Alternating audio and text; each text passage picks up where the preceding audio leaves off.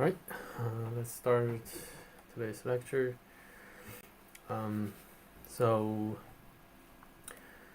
Basically today we're going to fast forward to web framework, Ruby on Rails, these stuff, and skipping some of the other stuff,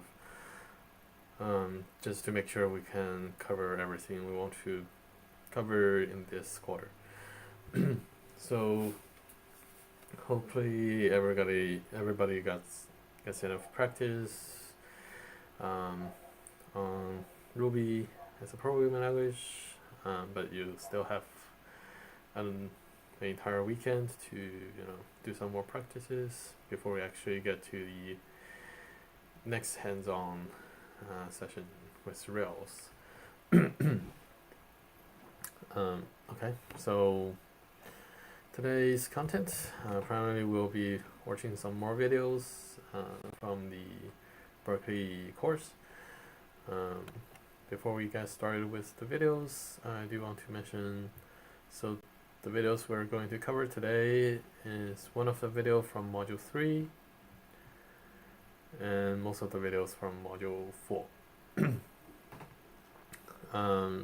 So last week we already skipped quite a few videos for learning a new language, Ruby. And this time we're going to skip even more videos from Module 3 because it basically covers the basics of web application, web technology, web development, these stuff. So again, if you want to learn more, I would recommend you to take the web development course. And if you are still interested in these videos from Module 3, feel free to watch the videos we skipped. Some of those are still helpful and provide some insight into web development. But I believe most of those will be covered in the web development course. So this Module 3 is more or less like a crash course for web, versus Module 2, the second part of Module 2 was more of a crash course for Ruby programming language.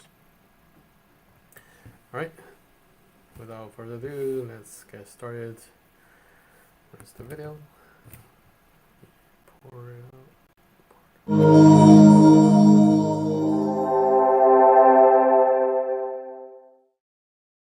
Microservices is a word that when I started teaching this class maybe 5-ish years ago, basically didn't exist.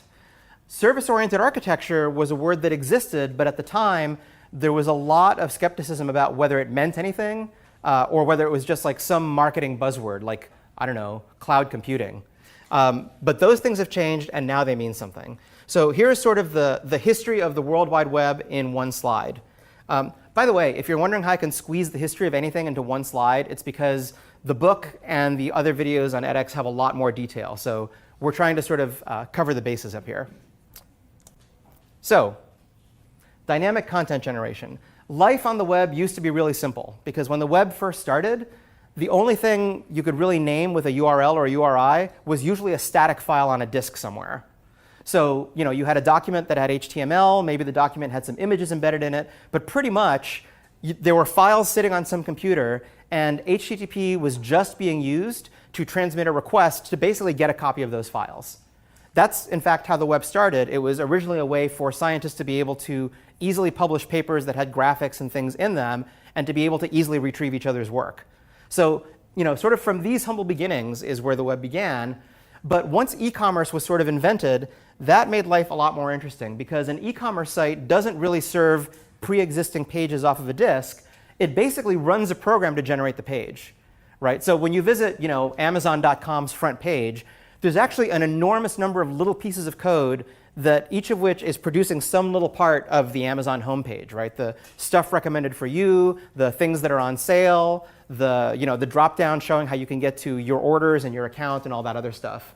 So this is pretty important because now a URL is not the name of an existing static thing like a document. Now a URL is a way to invoke a remote program that will generate on the fly something that the browser can show you. Right? So that's kind of fundamental shift number one in the web, is going from URLs equals a static file on a disk to URL is a way to name a program that will run and will generate on demand what that page is going to look like just for you. The second major innovation came in the form of Ajax, which we're going to talk about in more detail later in the course, but it stands for asynchronous JavaScript and XML. If those words mean nothing to you, don't worry about it, because at this point they probably shouldn't. But here is the main change that Ajax brought with it. And I actually remember the first time that Google Maps appeared, and that you could drag the map around and it would sort of redisplay, you could zoom in and out, and it would never like reload the whole page to do that. And that was a big deal, because for the first time, previously every time the client, the browser, would do an HTTP request, the server would send back a whole bunch of new stuff to be displayed, so the web browser would like redraw the whole window. Now Ajax added this new capability, which is even after the page has been loaded and displayed, JavaScript code running in the browser can still make other HTTP requests in the background back to the same server. And now, instead of the server delivering new stuff to be displayed, the server is delivering data. And the JavaScript code receives that data and can use it to make changes to the stuff that is already on the screen. So some people started calling this single page apps, because once you had loaded the first page in your web browser, you never really did a full reload. You were just having interactions that would change bits of the content on the page. So this was kind of a huge deal, because now the relationship is changing again. Before, we were saying, OK, we're not getting static files anymore, but at least it is still the case that a URI names a thing that is going to be returned and displayed. Not anymore. Now a URI can name something that will result in data coming back. And what to do with that data, how to use the data to change the display, is now something that is up to the client, so in particular JavaScript code that's running in the browser. So now HTTP request and reply is more like calling a function in a library. Right? You're calling a function, and what do functions do? Well, they may cause some side effect, and they probably return a value. They return some data. So now the web is really more like a bunch of sites that you can think of as independent functions or services. And you could imagine putting those things together and sort of building a program just the same way that when you're writing, let's say, Python code, you can pull in different Python libraries, call functions in those libraries, and sort of make use of them as existing black boxes. So that was the beginning of what was really called a service-oriented architecture, because now we're not talking about each site as being necessarily the one important thing. It's what does that site do, and how could you combine what that site does with what other sites do. And interestingly, Amazon was one of the earliest adopters, because I've sort of simplified dramatically what Amazon might look like, but the bottom line is that from the point of view of the user, Amazon is a single site. It was a bookstore back then. They actually weren't selling a lot of other stuff. And sort of inside the boundary of that bookstore, there was a thing that let you buy stuff. There was a thing that managed your user profile so it could make recommendations. There was a thing where if you reviewed a product, it would store that information. And the databases that different kind of information was stored in were all sort of accessible to different services.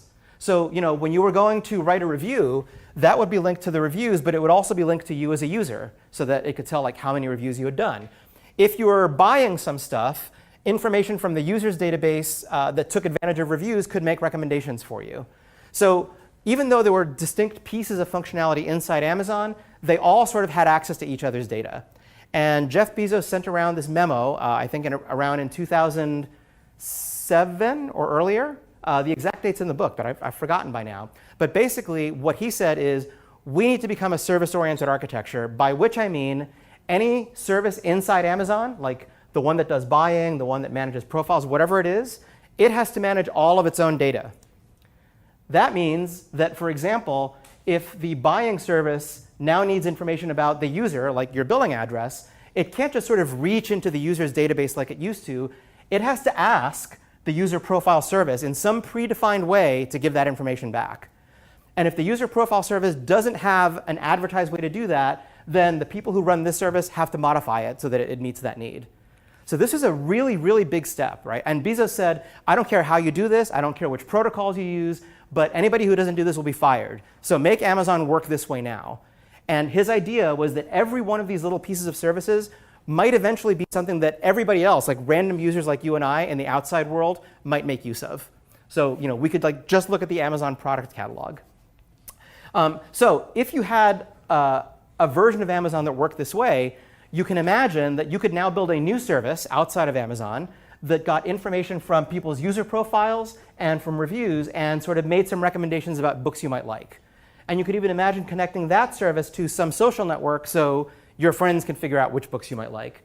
Because thanks to things like Facebook, your friends do not already know enough about you. So this was a pretty major step. And the key distinction between the left side and the right side comes back to this. No service can directly name or access another service's data. It has to make a programmatic request to that service saying, hey, the data I'd like is whatever, please give it to me. It can't just sort of reach around the service into the database and grab the data sort of in its raw form and do whatever it wants. Service-oriented architectures are great for reuse. We know reuse is like one of the holy grails of computer science because you're reusing the whole service. Right? The service just sits there answering client requests all the time. It's not like you even have to treat it like a library. And because it doesn't matter what the language is used to implement the service, you can use the best tool for the job. If the best tool for that particular service happens to be JavaScript, you can use that. If it happens to be PHP or Ruby or something else, as long as the only thing the client sees is what are the routes and URIs that it is allowed to ask for, and what can it expect in return. Arguably, it's easier to test. Because if each service is only doing one thing, if you're only testing the recommendations database, that's easier than testing sort of all of Amazon. In other words, the less functionality you have and the more tightly coherent it is, the easier it is to sort of test that one piece in isolation. And you could argue that it's more agile friendly because as we say in the book and in some of the supplementary videos, one of the big features of Agile is that it tends to work really well on smaller teams with smaller projects. If you're doing a service that doesn't do a lot of different things, that's more likely to be a good fit for a smaller project on a smaller team. So you could argue that a microservice, which does one thing very well, right? Like Stripe is an example of a microservice. All they do is credit card payments. You can connect it to any other website, but Stripe doesn't do anything for you except that one thing. They manage payments. Services like that sort of do one thing very well tend to be a good fit for small agile teams. And for the same reason, the same team that builds the service is often the team that is operating it. Werner Vogels, who's the CTO of Amazon Web Services, says, you build it, you run it. So in some ways, you could say, well, that's not bad, because part of the benefit of Agile is if you get feedback from your customers on what they want, you want to be able to quickly act on that feedback. If the same people who are the developers of the service are also the ones who control deployment, then that feedback cycle is shortened. Right? The same people who can make the changes can get the changes deployed quickly. And in fact, as we're going to do in this class, deployment comes down to like you could be deploying several times a day. Right? Amazon and Facebook both push production code many times per week. Now, there's a dark side to all that, of course. The services are reusable, but now you have to worry about state being split across different services. So in my simple example of building an external bookstore recommendations kind of service, the reviews are over here, the catalog is over here, and I'm going to have this new information that I keep that depends on both of those. So I now have some information that is dependent in some way on information that is at those other sites and could change at any time. That's not a problem if I control the whole site, right? In the original version of Amazon, if the information about users changes, I can immediately reflect those changes in the information about the review service or something. But if those different pieces of information are now stored in different services, now it becomes my problem to say, okay, how do I check if one of those goes out of date or has changed out from under me? Yes, you can use the best tool for the job because the only thing that matters is the interface that the HTTP client sees. However, that means that all of that data that the client has to be able to see, you have to have a way of being able to transmit it to the client. And we're going to see a couple of different data formats, especially JSON, that are used for using this. But the bottom line is everything going in and out of that service now has to be translated in advance to a format that can be shipped over HTTP. So what would be an example of not doing that? Well, if you've got data stored in like a big database, like an SQL database of some kind, and you can reach directly into the database to just get the data that you need, you don't care how the database is storing the data internally. You just care about doing the query you want. But if you're now going to have to pull that data across an HTTP connection, the data has to at some point be in a format that can be transmitted that way. So you have to serialize it. You have to agree on what the data is going to look like while it's in transit between the client and the server. Something that is invisible if the services are actually commingled inside one boundary. I said that it was easier to test, but it's also harder to test. Because now when I test my bookstore service or my bookstore recommendation service, it actually depends on two other services. So a way that my service can fail is if one of the services that it depends on fails. So I have to have something in my test plan to make sure that my testing can account for that. And at operations time, right, at runtime, my service could be down. Even though my part of the service works, the services that it depends on might be having problems. And now I have to handle that case. Whereas again, if I control the entire service, then either the whole service is up or the whole service is down. But I wouldn't have a situation where like part of the service is up. Now I have to deal with that situation separately. I said it's more agile friendly because a small team can build and operate a small service. That's true, but performance can be quite tricky because now you are like the payment service for everybody in the universe. So certain aspects about performance become much more severe because you are allowing other services to use you as a building block, right? If you build your own credit card processing inside of your retail site, you are the only customer of that piece of the service. But if you're just building credit card processing like what Stripe has done, everybody in the universe is going to use you as their payment processor. And boy, are they going to be mad if you go down, right? So, and this is a question someone raised last week when we talked about cloud computing and Amazon Web Services. And someone said, well, if AWS is hosting all of this infrastructure for all these companies, and if AWS has a failure, that's a really, really sad day for all the companies that are renting capacity on AWS. So this is the same idea. If you have a service that is really highly used, right? Like if the login by Facebook portion of Facebook has a problem, and all of a sudden nobody can use login by Facebook to get to all the zillions of websites that they have indicated they're logging in by Facebook, that's a very sad day at Facebook. And finally, what a great thing that the same team that builds it can also operate it and quickly make changes. That's good, but it means that those people are now not just developers, they are developer operators or DevOps. So you may never have been a system administrator in your life, but in this role, you're going to have to learn a little bit about system administration. You're going to become somebody who's responsible for both an operational thing as well as the development of the code. And although it requires building out those skills, in the long run, it is actually, I think, a net win that you build and you run. So this is the world that we now live in, right? It is a done deal that this is what the web is like. The web largely consists of services that you can put together. And the nice thing is that you can just concentrate on building the part of your app that is different and unique. You don't have to build payment processing. You don't have to build redemption of coupons. You don't have to build login because other sites have built those things and you can just use them. Just like when you're writing a program and you get to use libraries that solve some problems like that off the shelf. Okay, so that's the world we live in, and we're going to now transition to talking about what that world looks like in the context of web services specifically, and REST.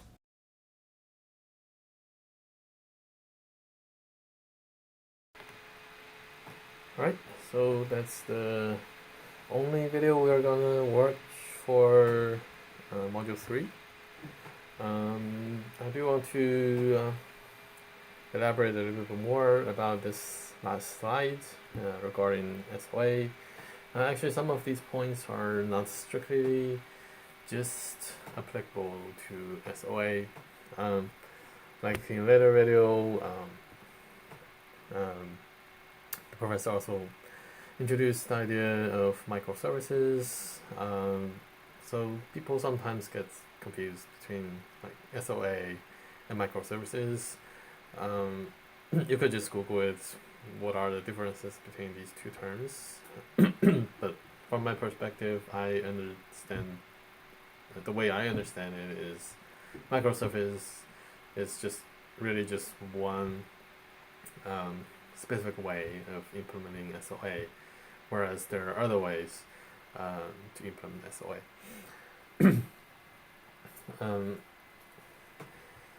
And so I do want to talk, go through some examples that I personally experienced in terms of these pros and cons. Here, for example, right at the moment, I'm working on a project, which is actually a pretty complicated web application in its scope. And then I ended up going with microservices architecture to build that up.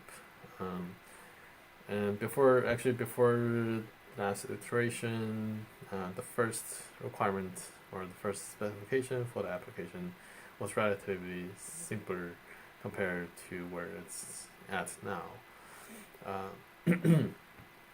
So back then, I just designed the system to just kind of build it on a monolithic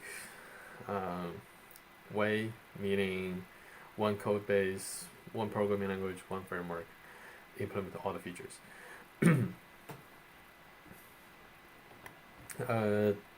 So the good thing about that is basically it's easier to set up, easier to get the project up and running, because you just need to set up one environment that runs, that supports running the framework. Whereas compared to like SOA, every service needs its own environment to be set up in order to run it. And then also need to define the interfaces between each services to make sure each service will integrate well. So compared to the other way around, the monolith approach, because all the codes or MVC, later we will talk about MVC, all the controller model access the same database, so there's no need to define interfaces like how a user controller, for example, would access a let's say a event model data, and also vice versa, like the event controller event model can also access the user data. So that's the pro for monolith approach. It's basically easier to get everything started. You don't need to define the interfaces. One single environment can serve it. Whereas there's a bit more overhead if you decide to use a SAO architecture for the application. But later down the line, as the project gets more complex, the pros outweighs the cons to go to SOA. One thing that's huge for example the project I'm working on is that I can indeed, so that's the second one to the left here, where it says best tool for job. Because in this situation, like every single section of the application or every single aspect of the application, it kind of, each of those kind of does a different job. For example, one section or one aspect, I need a CMS to effectively manage the content, and then what a CMS does well is manage the content well, right? It basically give the writer a lot of flexibility in terms of editing the content. For example, they can insert image, they can embed some code, they could do all kinds of fancy styling, like the basic ones like bold, italic, these font styles, and then most of CMS can have additional plugins that allows the user to insert even more richer content into the system. Other things usually a CMS would do is like schedule a post, generate slugs, manage slug, and permalink, and usually cover some basic stuff for SEO, and all that. And then, of course, a CMS usually is great for templating, meaning where you don't have to modify too much the business logic. All that you really need to focus on is to do the template, right? build a scene, do the HTML code, add the CMS, add the CSS, and make sure the style looks good. and then I have like another aspect or another service within that application that requires something completely different. For example, a single sign-on system, right? It's a different requirement, and in that case, templating may not be that important. There's nothing, no content really to manage. It's really a login interface and a bunch of interfaces that can talk to other applications or other services following some common standards like OAuth or OpenID. So to fulfill that job, there might be another tool that would be best to fit that purpose. So here's just some real example in my experience. Other things, other good practice, like here it says you build, you run. This one is not necessarily just applicable to a SOA architecture or a microservice architecture. It actually can be applied to a monolithic architecture. But the idea is basically the one write the program is also the same team running the program or operating the application.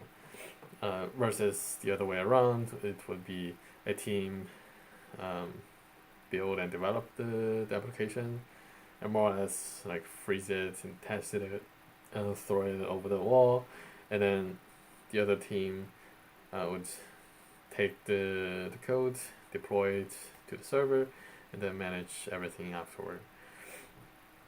So I've seen multiple projects actually operated in all these two ways, and in general I find the project that's running with the DevOps approach or the you build, you run approach tend to be more successful because one of the biggest trouble I often see when these two roles got separated is that the developer don't care too much about like performance, don't care too much about the actual like behavior of the application or of the code or some side effect of the code that's not strictly relevant, strictly related to the business logic. So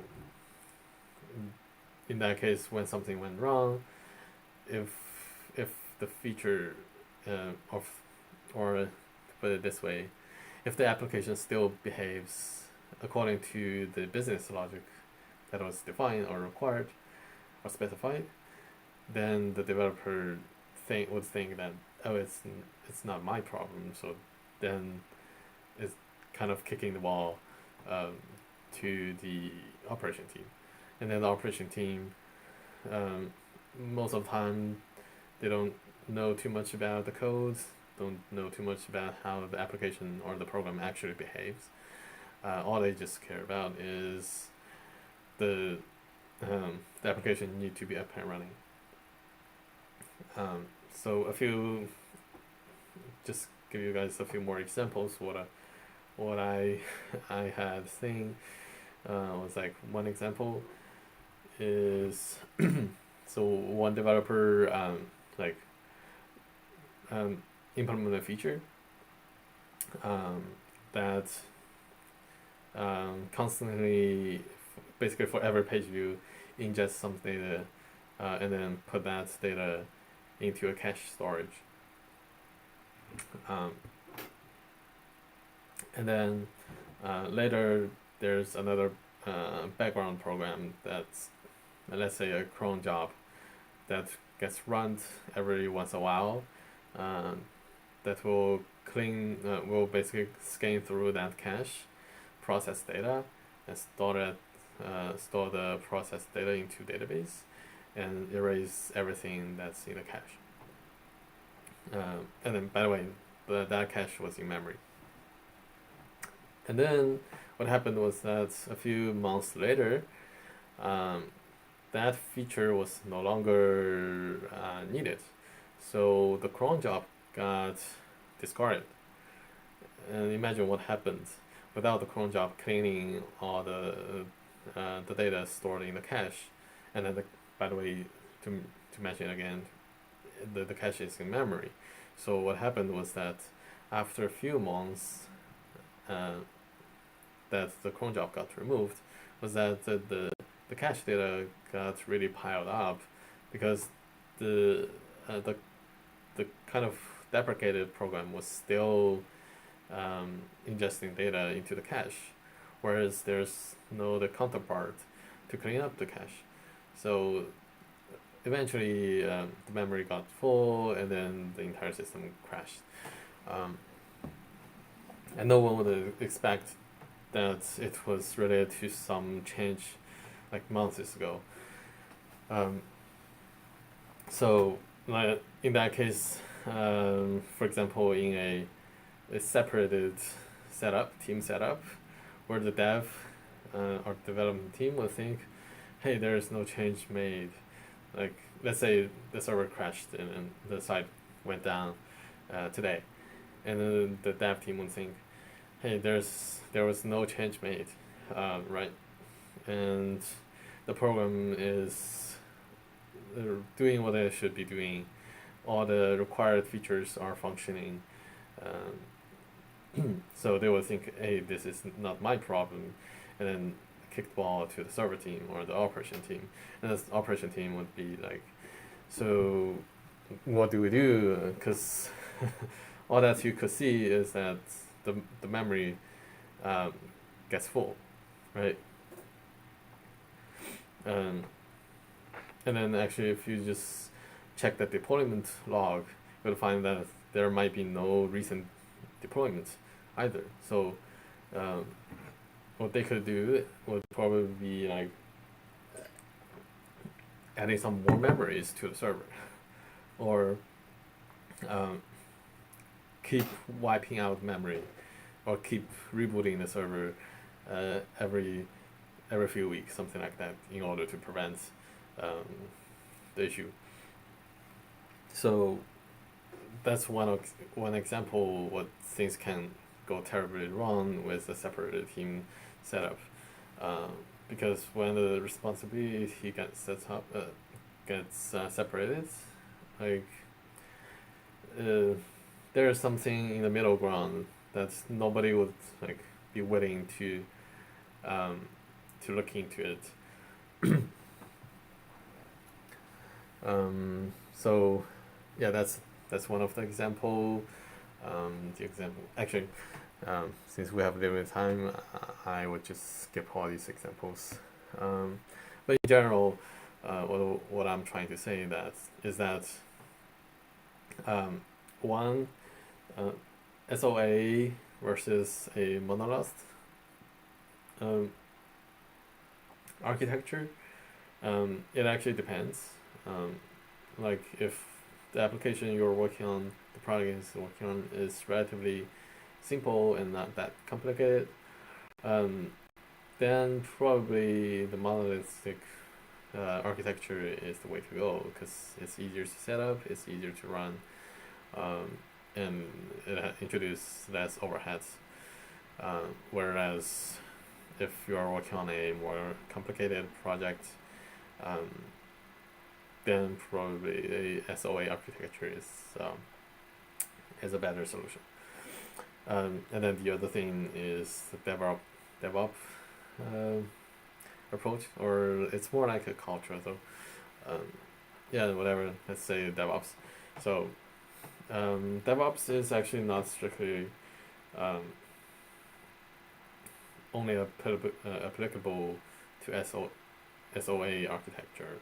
Even you're running a monolithic project, it's still okay to do DevOps. And the idea is that basically the single team is responsible of developing it and running it. The downside though is you need to learn all the skills, and then the skill set is actually really different. If you're a developer, you learn the programming language. If it's a web application, learn a web framework, and probably everything you do is just write code, do some testing, and that's it. Versus the other side, if you want to do operation, you need to learn Linux. Of course, some companies or ministries might be running Windows. Although these days, I would say, for startups especially, Linux are more common, and Windows are commonly seen in like big enterprises. I think. And yeah, basically you require two different skill sets. Where operations you need Linux, you need to learn how to configure web servers such as Ajax, Apache. You need to learn how to configure and sometimes optimize different settings for database like MySQL, that kind of thing. And then going further, there are like server automation, configuration management, and in terms of architecture, stuff like failover, and then like proxy, load balancing, all these things. These are different skill sets. So in order to really do DevOps, it actually requires people in the team with both skill sets to be able to do that successfully. Okay, enough about the first video. Let's move on to the next one.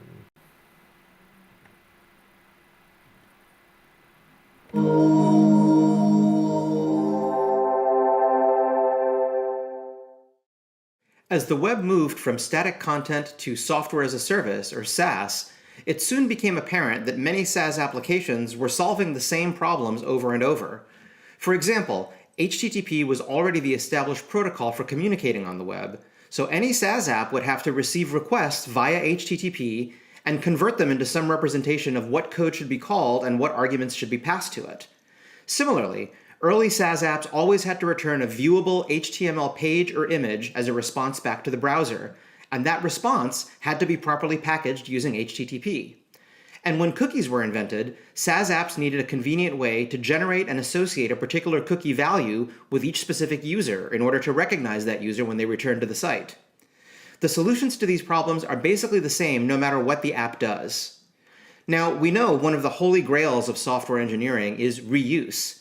If many problems have a similar solution, you try to extract the common elements of the solution and package them in a way that makes it easy for others to use, like libraries.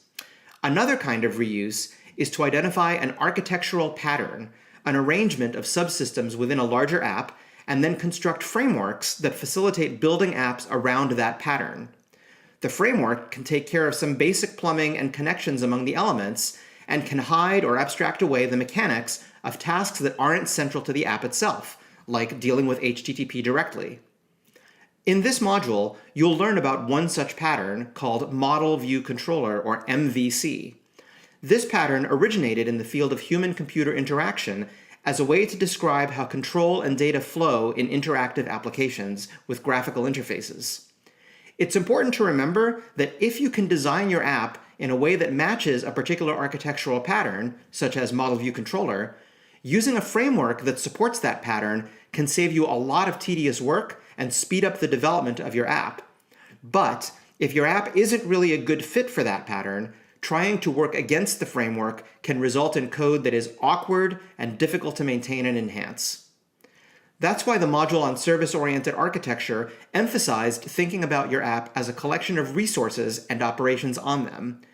If we think of each resource as having its own model, controller, and set of views, you can see how a resource-based app would map easily onto Model View Controller. Indeed, a resource-based app design realized as an app on an MVC framework like Rails has been an enormously successful pattern not only for server-side SaaS development, but also for client-side development with frameworks like Angular for JavaScript. Now, although most SaaS applications on the web fit nicely into Model View Controller, remember that software architecture is about alternatives. By choosing to use the web as a platform for building software, we're choosing a client-server architecture over other alternatives because HTTP is fundamentally a client-server protocol. By further narrowing down to model view controller as the architectural pattern for the server side of our app, we're choosing not to use other possible patterns such as template view or front controller. Once you've mapped your application onto a suitable architecture, it's pretty straightforward to develop the app using a good framework. But mapping it to the wrong architecture can be costly. We'll see more examples of this principle of identifying and reusing structural patterns when we cover design patterns in a later module.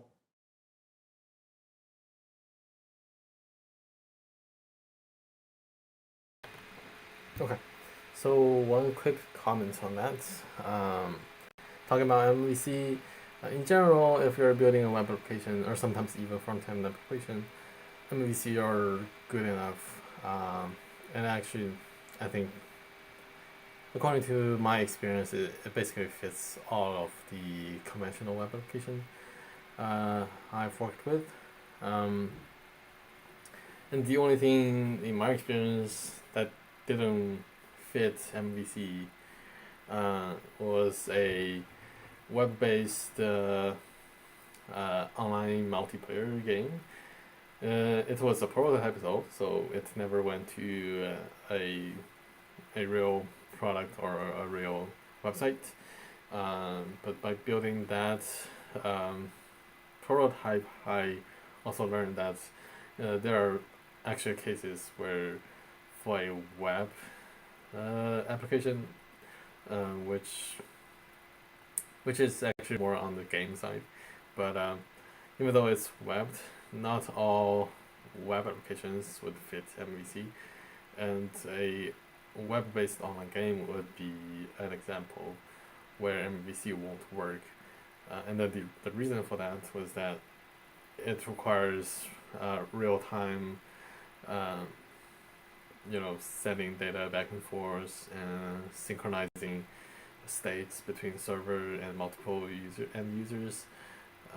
So in that case, MVC actually didn't work, and I had to use stuff like socket.io and a state machine in a server to support a functionality for something like an online game. Okay, that's just a quick comment on that. We'll move on to the next video.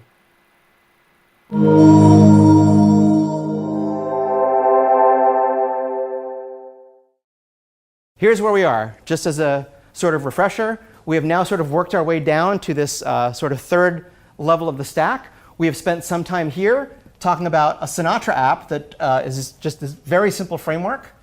We have not talked about databases at all because our app we did with Sinatra was not complicated enough to require one. And also, Sinatra doesn't give you any specific facilities for doing that. It lets you plug in whatever you want, but it doesn't give you sort of any built-in way to say, I have things I want to put in a database. Here's how I would do it. Now we're going to sort of dive down and look at a particular framework, Rails, which is organized along a very opinionated set of architectural lines, which is called Model View Controller, which means that your app contains three kinds of things, and the relationship among those things and the roles that they have are very well defined. So here's the MVC design pattern. Generically speaking, a model is some type of entity that your app manipulates. So going back to the movie database example, you can imagine a movie listing is a kind of thing. It's a model. It has a bunch of attributes. You can ask various questions about it. And the goal is that the parts of the app that do stuff to that data structure, that in some sense, that's what your app is. Your app is a thing that manipulates persistent data in some interesting way. So we're going to separate out that responsibility from the two other responsibilities that come with software as a service.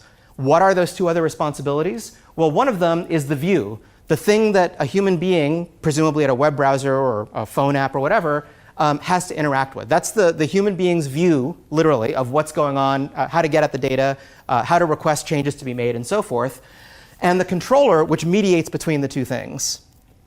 So In the classic model view controller framework, as represented by the mysteriously pixelated, that's weird. If I back up, does it get any better? Wow, that's a weird deterministic bug. Microsoft, you've done it again. In the classic model view controller framing, the responsibilities are that the model is where the data and all of the actions associated with that data tend to live. Human beings interact with the view, and through the view, they can communicate their intentions to the controller. Intentions like search for something or make a change to this data.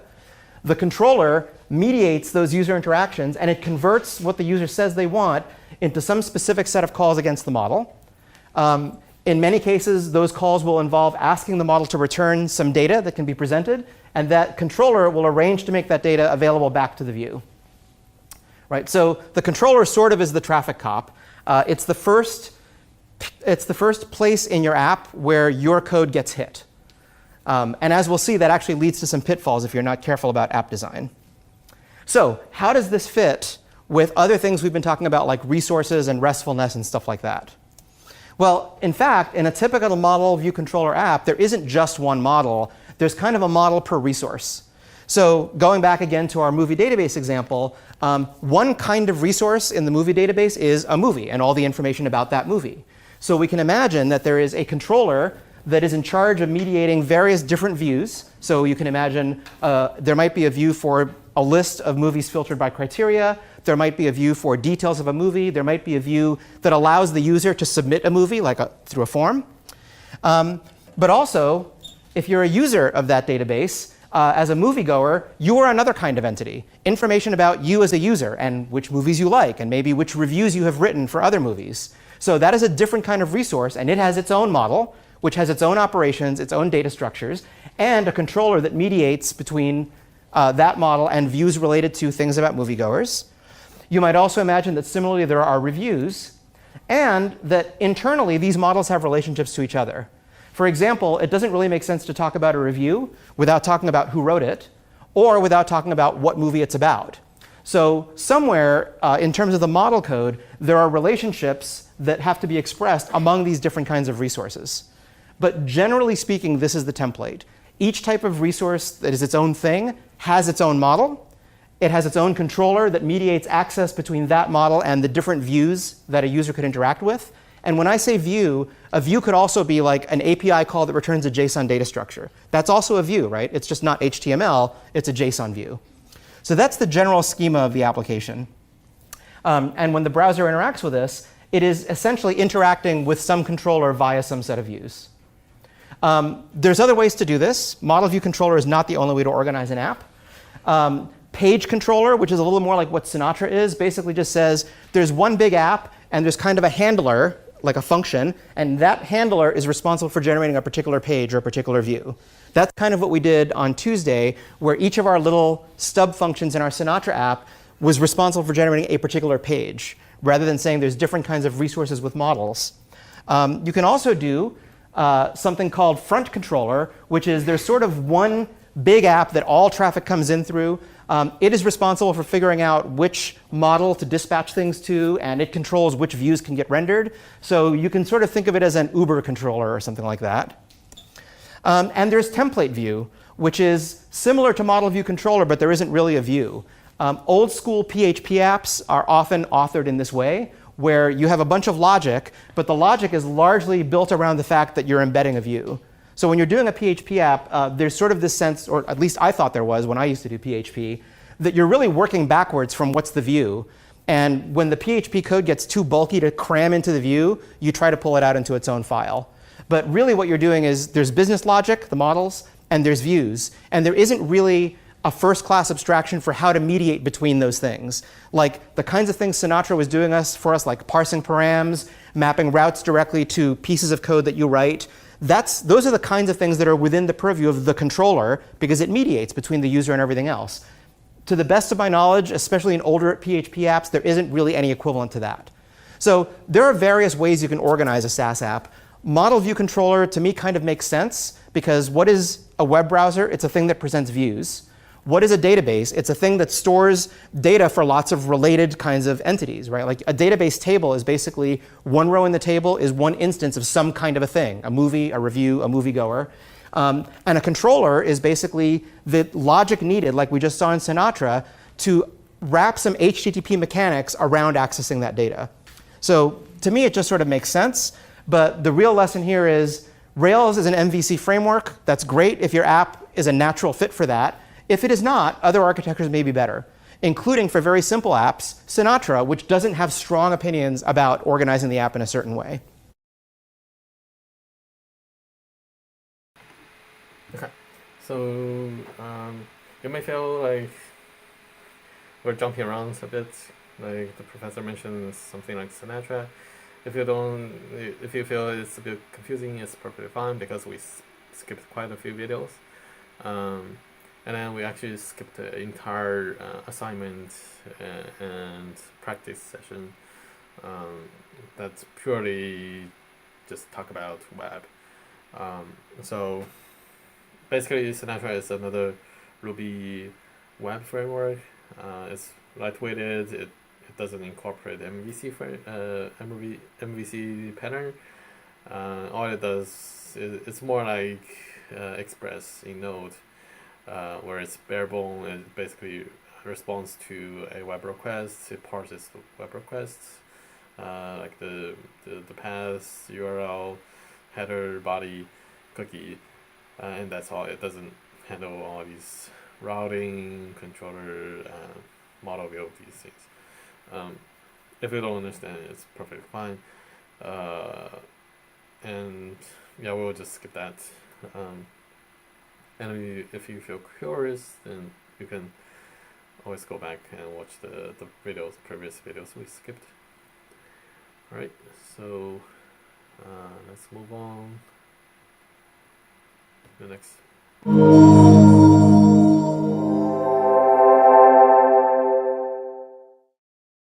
The reason for that background is our next piece of material is a very high-level introduction to Rails, which is exactly a model view controller framework. And I'm going to call this From Zero to CRUD because we're going to start from no knowledge at all about Rails and try to relatively quickly, maybe not by the end of today, but certainly by Tuesday, to get to understanding how Rails handles the 4 basic operations on a resource that we first started learning about. So remember that the framing of the course was think about your app as a set of resources and operations done on those resources. The 4 basic operations of which are create, read, update, delete. Because that pattern of apps as resources is so prevalent as a way of thinking about how your app functions. Okay, let me pause for a bit. This is going to be a 1 hour long video. So we won't be able to finish all the videos from Module 4. Before I continue, this 1 hour video is basically a crash course for Rails. So we basically have a lot of crash course for all kinds of stuff in this course. And many of the content are kind of rushed just because we need to cover so many topics. But so this one, some of these are very basic. So if you've already learned Rails, and if you feel you've already got a good understanding of Rails, how it works, some basic things like routing, models, views, controllers, these things. If you feel confident with that, you can actually skip the next hour for this entire course. And since we already have the homework and assignments last week, so there's no new assignment for today, which means if you want to skip this video, now you can actually just mute and then do whatever you want. But otherwise, I will now continue with the video.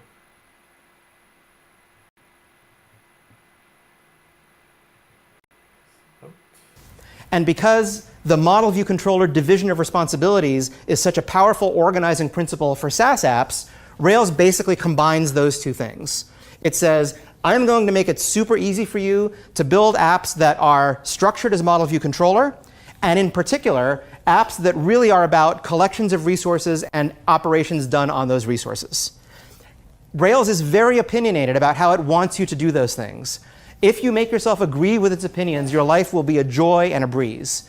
If you find yourself trying to go against its opinions, your life can sometimes get a little bit messy. That is not to say that its opinions are the best opinions 100% of the time, but there's something to be said for a framework that basically takes a point of view and says, if you do things this way, life will be easy. And usually those choices were not arbitrarily made by the framework's designer. They're usually the result of experience with previous versions of the framework, with previous apps not using any framework, and somebody saying, gosh, wouldn't it be better if the framework could sort of handle this commonality for me, and then I wouldn't have to write it every time anew for every new app.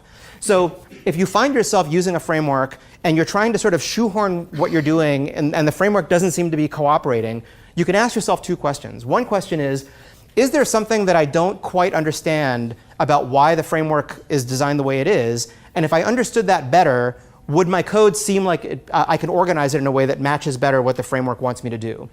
And if you've done that, and the answer is still that you can't make it fit, you might ask yourself whether the framework is actually a good fit for the thing you are trying to do.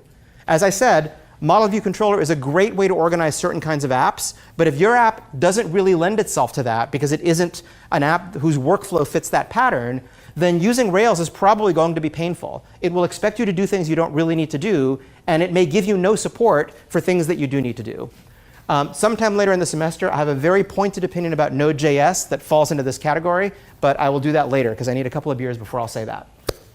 OK, so let's talk about Rails as an example of a model view controller framework. So here's the stack that we saw sort of a couple of lectures ago about generically what are the components in most software as a service applications, right? In terms of the building blocks, there is a database or some other place where stuff can be stored. There's a place where the app code actually runs, and we said that typically that is in a container that we call the app server. There is the HTTP server, which manages HTTP traffic to and from the outside world, and all of that is what is communicated with by the client, which could be a browser, it could be an API client, it could be curl, etc. So inside the box that is your app, here's what a Rails app gives you. We're actually going to do a little exercise later in lecture where we're going to create a brand new Rails app from scratch. And it is so opinionated about the idea that the three things in your app are models, views, and controllers that it actually creates directories for each of them. So there's a directory in your app called controllers, and everything in that directory is expected to be a controller. There's also a whole subsystem called routing, which maps URIs to routes. And yeah, Sinatra sort of does that. But you'll see a reason why the Rails routing system is way more powerful and gives you the ability to do a lot of much more sophisticated things with very little work. There's also a directory that it creates called models. The assumption is everything in that directory will be a model. And in the case of Rails, that means a very specific thing. Most Rails models are designed to work in a particular way with a relational database. The way that they work with that relational database is called active record, and that's one of the most important parts of Rails, which if we don't get to today, we certainly shall on Tuesday. So it's not too much of a stretch to say that the model part of Model View Controller in Rails is instantiated by the design pattern called active record. And finally, there was also a subdirectory called views. And inside that subdirectory are other subdirectories for every model so that every model can maintain its own set of views. Rails is also pretty versatile about how you can create those views. It has different preprocessors. We already saw herb, which lets you embed Ruby code into an HTML file or anything else you want. There are other preprocessors as well. Rails is agnostic about them. But for the most part, you'll probably be creating either JSON data structures or views very much like the one that we saw in our simple Sinatra application.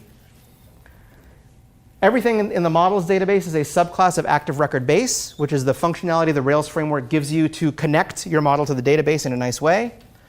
Everything in the view subdirectory are subclasses of action view, which again gives you certain behaviors for making view rendering easier. For example, last lecture or previous, someone asked, can you build up a view by having sort of reusable chunks and then put those chunks into different views? You can absolutely do that, and that's an example of the kind of thing that action view gives you, a collection of behaviors that make it easier to sort of assemble views.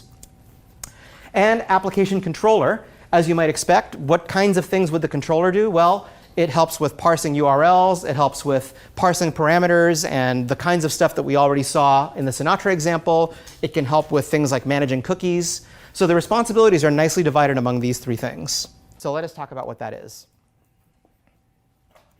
So the problem this is trying to solve is when we think of a model, like a movie model, which we've been talking about ad nauseum, we say that that is record-oriented structured data.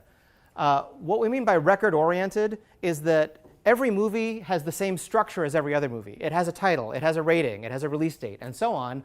The specific values of those properties are different, but in some sense, they all follow kind of the same template. So if you think of one movie as sort of a record, then record-oriented data just means we have a whole bunch of movies. The structure of every record in that collection is the same, but the attributes of every record are going to be different.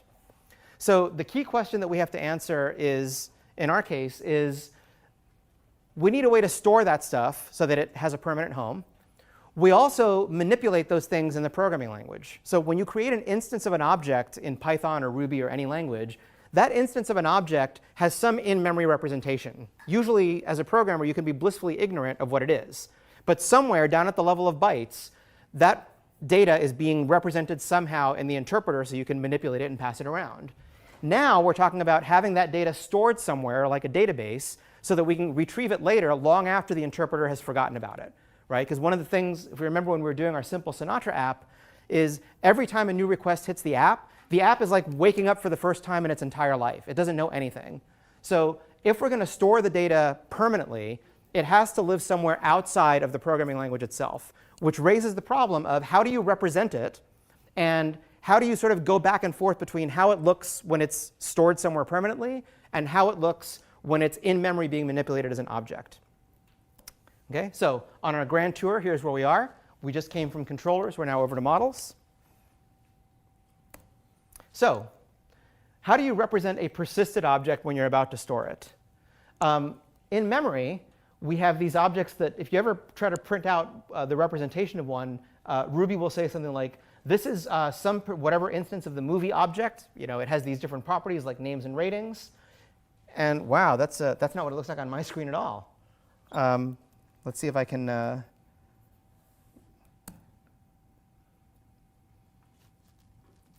There, that's what it looks like on my screen. So we have an object in memory. We're talking about somehow serializing, creating an external representation of that object that we can store someplace so that later on we can read out that external representation and convert it back into something that can be manipulated in the programming language. Right? Not necessarily a trivial thing to do. So in the case of a movie with name and rating attributes, who knows how that's represented in memory, but we need some way to represent it deterministically outside of memory, somewhere like an external database. In the case of Rails, it has made the opinionated decision that this shall be done using a relational database. This is not the only way to do it. You could put things in files. You can use a NoSQL database. But for a variety of reasons, relational databases are unusually powerful ways to do resource-oriented apps. And that is the way that Rails has chosen. Again, if that's not your cup of tea, you probably want to use a different framework, because so much of who Rails is about doing it this way that you'll find yourself kind of struggling in pain against it. If you have never seen a relational database, you don't have to worry. I will give you a very, very quick overview of how they work today. And I have found pointers to two really excellent mini courses that you can do in like a half hour that give you a great introduction to relational databases in SQL. But the basic idea is quite simple. Each type of model, so each type of resource in your app, gets its own table in the database. The table is allowed to define whatever columns it wants, because every row in the table is going to have the same columns. And the columns are where you store the attribute values for different instances of the model. So every movie gets its own row.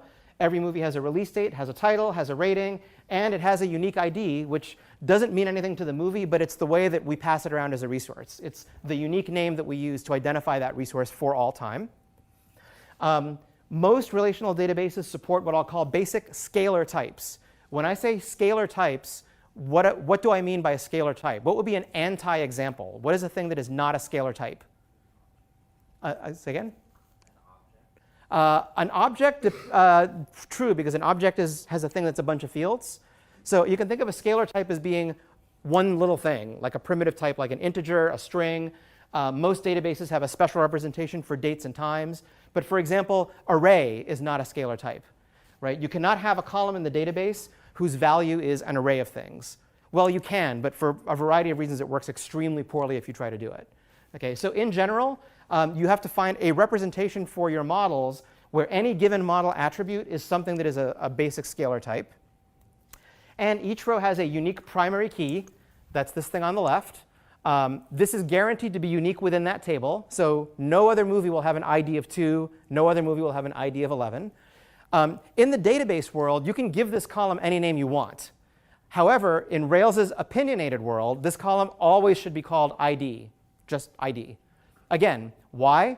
Because there's a whole bunch of automatic machinery that if you agree to do this, then there's a lot of work that you don't have to do. A lot of things that just work because they're allowed to assume that you followed the convention.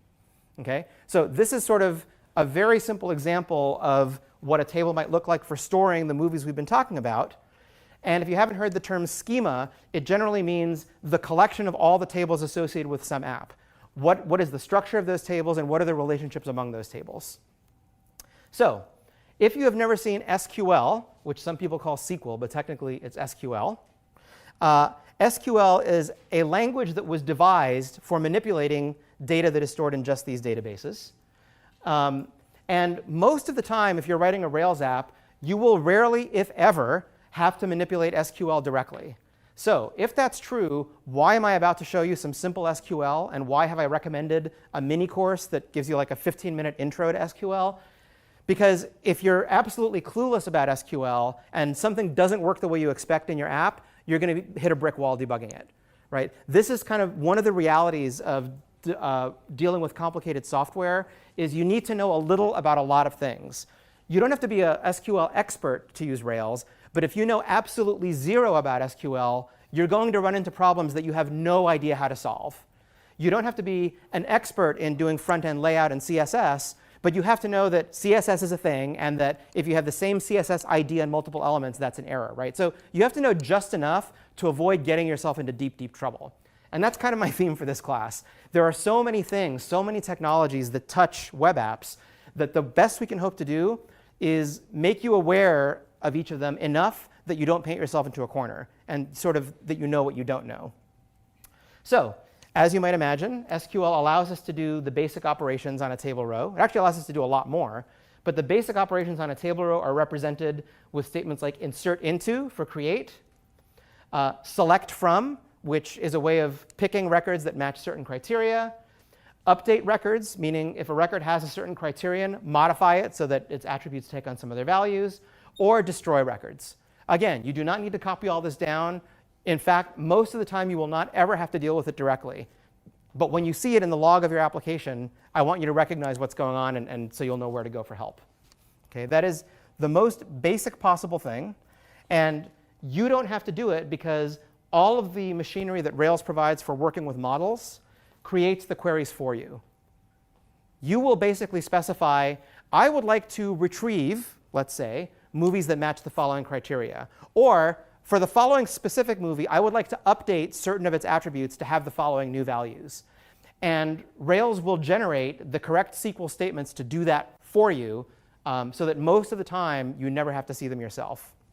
By the way, the relational algebra, as it's called, which is the formalism for representing and manipulating data that is stored in this way, is sufficiently impactful that Ted Codd, who is considered the inventor of it, won the Turing Award for his work. So it's good to acknowledge our elders and those who have laid the foundations that we can put our apps on top of. So that's what SQL looks like. Do not worry about trying to parse and understand this mentally. I want you to just realize that this is how it works. What I would like to show you, if my live coding chops hold up, is I will show you actually interacting with a model and how you actually never have to see this. So let's see if this works. What does a model look like in Ruby? First of all, it is a subclass of a thing called active record base. What is active record? Active record is the name of a design pattern, design strategy, according to which the objects that you represent in your programming language, like movies with attributes, can be mapped to a database structure where the table has particular columns, and the columns somehow are made to correspond to those attributes. In other words, active record is what people would call an object relational mapper, because it takes a thing that is an object, a movie in Ruby, and it takes a thing that is a relational engine, like a database, and it finds a way to map the representation of that object back and forth to the relational setting, which is what I'm going to show you in my live coding. We can think of it as it connects your model to the database, and it provides basic operations on the model. Actually, it provides even very advanced operations on the model. Thanks to convention over configuration, we know how the database table is named. Basically, you take the name of the model, and you assume that the database table is lowercase and pluralized, which kind of makes sense, right? If a movie is a thing, then movies would be a table that has a lot of them. And the cool thing is that the column names in the database are the getters and setters for model attributes. And this is the part where you appreciate why Ruby and Rails sort of walk around together a lot. So let me show you what I mean by that. OK, so what's in my Rails app? When we said a trip through a typical Rails app, well, the application, there's that directory, a whole bunch of other stuff we don't care about right now, config, which is where the routes file is. I haven't put anything in the routes file, but I actually don't need it for what I'm about to show you. If we go inside the app directory, we see models, views, and controllers. We also see some other stuff, but focus for the moment on models, views, and controllers. And inside the models subdirectory, I have placed a single file called movie.rb. Here is that file, movie.rb. You'll notice that movie.rb does not appear to actually have any code in it. All it says is, I'm going to define a class called movie, which is a subclass, inherits from active record base. It turns out that just doing this gives me a lot.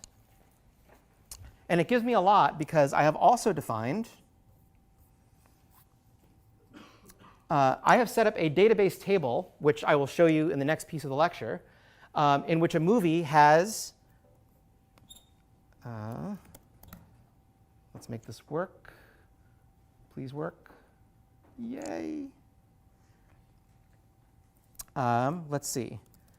Suppose I create a blank new movie. OK, well, let's see. Rails believes, or Ruby believes, that I have created an instance of the class movie. It has an ID with no value, a title with no value, a rating with no value. You get the idea. So where did all these attributes come from? How did it know that that's what a movie should consist of, given that in the movie.rb, where I define the class, I have none of that code? OK, so the answer here, which I think is particularly cool, is that it actually said, so movie.rb is a model. It inherits from active record base. That's how we know it's a model. OK, I will go into the database. I will locate a table whose name can be constructed from the name of the class, so lowercase movies. In that table, I will look at what the names of the columns are. I will use the names of the columns as my assumption about what a movie actually is.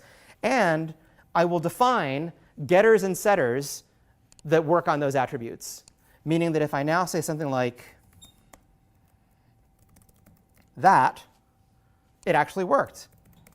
And I can get it back. Notice what's happening here, because when we did our intro to Ruby in like week 1 or week 2, do you remember how we used to have to define these getters and setters? These were just methods that were wrappers around an instance variable, right? We had an instance variable, for example, at title, and the title equals setter method was just a wrapper that set the instance variable. The title getter method was just a wrapper that returns the value of the instance variable. But that is not what's happening here, right? We're still getting the attribute, but now the attribute is coming from some representation of what's going on in that database. It is no longer the case that there's a simple instance variable called m.title. And in fact, I can probably prove that.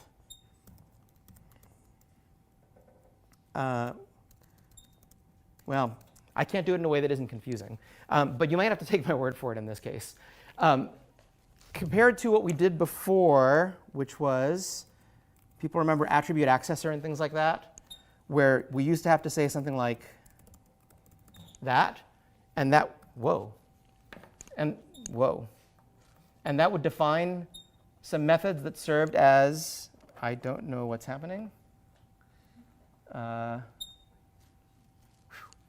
It would define methods that gave us access to an underlying instance variable, but we haven't had to do that here. In fact, it would be harmful to do it. Okay, so we're still getting an object. The object still has attributes. You still get to the attributes the same way as if this was a plain old Ruby object. But it isn't a plain old Ruby object. It's an object that is based on inheriting from active record base and whose attributes are defined by what the database columns are. Question, sir? How does the database have those columns? OK, so one question is, how did the database get that way? Like, who made that table and who had those columns? I'm about to show you that next. But it is a great question because I've just sort of said the database exists and the table has those columns. And I have not told you how it got there. But I'm about to tell you. Yeah? Would there be a setter for the ID value? Good question. Is there a setter for the ID value? And what would you guess the answer is? Well, There shouldn't be. Because? Because the user shouldn't be setting the ID. The user doesn't get to set the ID, right? The ID is something that is generated by the database. When you add a new row to a table, the database will assign it an ID that it knows is unique. So you can read what the ID of something is, but you generally cannot set it. Perceptive question. So let's see what happens. Let's get to this question for the moment of where did that data actually come from? And let me see if I can find. You know what? I'll just skip ahead and show you the live code. It's easier.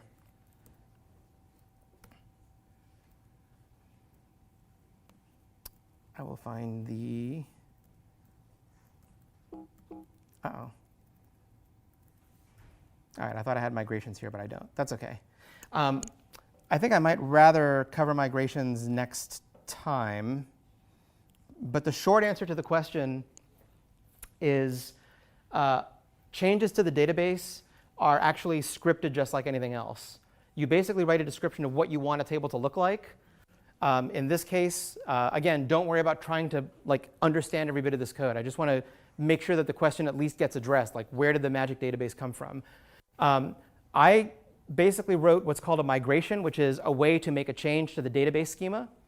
And my migration says create a table called movies and put the following columns in it. A title, which is a string, rating, also a string, description of the movie, which is a longer blob of text, and release date, which is a date time. And then I ran a Ruby task that essentially causes this action to be applied to the database.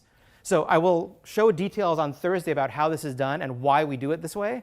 Because those of you who have worked with relational databases, there's usually some kind of a graphical user interface that lets you manually create new tables and add columns on tables. And a legitimate question is, why wouldn't we just do that? Why am I not up here showing you with some database GUI that I'm going to manually create this movies table? And there's a good reason for the answer, but I would like to postpone it until Thursday. Because I would like to come back to the Ruby side of a model. There. OK? So the thing I wanted you to get from my very quick live coding thing here is that we still have getters and we still have setters. But they don't simply wrap the modification or returning of instance variables like they did when we used attribute accessor. And this is a really nice example of what we mentioned when we talked about this behavior in Ruby called the uniform access principle. That when I say movie.title, I cannot tell from the outside whether movie.title is just returning an instance variable or whether movie.title is computing something and returning a computed result to me. There's no way for me to tell from the outside the implementation of how a movie title is stored. And you can see in a scenario like this why that is an interesting design feature. Because now, without any changes to sort of language semantics and how you would usually write code, I can say, I want the title of a movie not to just be an instance variable. I want it to be some value that came out of a database. That's fine. I can still say movie.title, but now movie.title is a method whose code arranges to get the proper value from the database and hand it back to me. Right? It's not just wrapping an instance variable. That was the main thing that I wanted to get out of the mini live coding demo. One thing I want to mention is that in my mini live coding demo, coming back to, hold on, I need to get back to mirroring so you can see my screen again. So I'm going to set some other things for this movie. But I have not actually saved the movie in the database yet. So in terms of the diagram I showed, where on one side we have object in the programming language, and on the other side we have a database, right now all I've been doing is I created a new object in my programming language, And I have set attribute values for that object still in my programming language. I have not actually said, OK, I want this saved to the database. One way that you know this is true is the ID of the object is nil, as it must be because it's not in the database yet. If it was in the database, it would have to have an ID. So I shall now arrange to save it in the database. Here we go. Boom. Notice what happened. Because I'm in the console and it helpfully prints out logging messages, it's showing here is the SQL query that I constructed in order to save the movie for you. Again, most of the time you do not need to read these and understand them. But if you are familiar with, oh, what's going on is SQL queries are being generated, when something doesn't work, you can start looking at the query and say, OK, what went wrong? Maybe the query wasn't constructed the way I thought. The transaction has committed, which means the thing is saved in the database. Well, if that's really true, then it should now have an ID, whereas before it did not. And it does. The ID is 1. Not surprising, because this is a brand new database with nothing in it. This is the very first thing I'm putting into that table. Most databases make a habit of just giving out IDs in numerical order. What else can I do? Well, I can go find it. In fact, just so you know I'm nothing up my sleeves, I will quit out of the app, and I will restart it.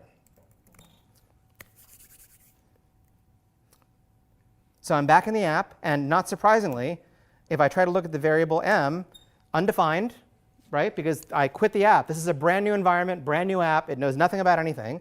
However, I can still say, let's go find it, where the ID is 1. Ta-da, I have it back. Oops, I thought I had it back. Oh, sorry, it's what I said movie, right? Yeah, movie dot.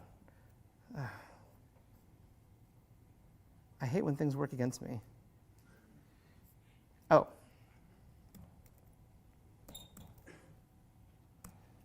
That's what I meant. In this case, my criterion for finding a movie is one where the ID is 1. Methods like where always return a collection that matches. In the case of ID, there can only ever be at most one match, but it always returns a collection. So this would return a collection of one thing. So I had to pick out the first element of the collection. Notwithstanding that, the message is the movie came back, right? I got it. You know what? Let me start again. Just so that there's a clean edit somewhere when you're watching the video. I will now find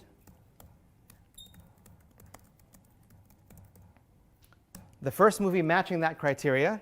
And there it is. And yes, indeed, the title is what I expect, and the rating is what I expect. I never specified a release date, so that doesn't have a value. But notice what's happened, right? Previously, I fired up the app. I created an object in Ruby. I saved that object to the database. I quit entirely out of Ruby so it forgets everything it ever knew. And I have restarted it, and there is the object, freeze-dried and ready for my consumption. That is the essence of SaaS apps storing data. There has to be some agreement on what you do to make that data formatted in a way that can be stored somewhere so that when you reconstitute it back into the language, it looks just the same as when you stored it. And that's the thing that Active Record buys you. It essentially automates all of that concern. Yes, sir? So this save bang thing was like a Rails helper for Ruby. You're writing Ruby language, right? Right, so Rails is just a big library. And so the question was the save bang method that in fact, let's make a change. Let's change the rating to something else and save it again. And the question was, where does that save bang method come from? I shall use the Socratic method to get all of us to the answer. If I'm calling save bang on movie, that implies that I expect movie to be a thing that responds to the method. What class of thing is movie? Here's a hint. So movie is an instance of, it's an instance of the movie class. The movie class inherits from Active Record Base. I have not defined any save bang method in movie.rb. However, as we know from object-oriented programming, if you call a method on an object and it's not defined in that object's class, it will next try the superclass, right, the ancestor class. So in this case, save bang is defined in the Active Record library. And there's a whole bunch of other methods we're going to see that are defined there as well. So that's why I'm saying that just by subclassing from active record base, you get all of this machine. I haven't written a line of code yet that says anything about how to deal with movies or what they are. But the fact that movies know how to store themselves in the database and reconstitute themselves later, and what the attributes are just by looking at the database table's current structure, all of that is what I get for free from the active record relational mapper. Yes, sir? So like you have like a movie.new, I guess like that's where you initialize it. How does it know like what fields are in? How does it know? What fields are in? So the question is when I create, let's create another brand new movie. And I think the question is, when I created this new movie object, how did it know what the field names were supposed to be? Is that the question?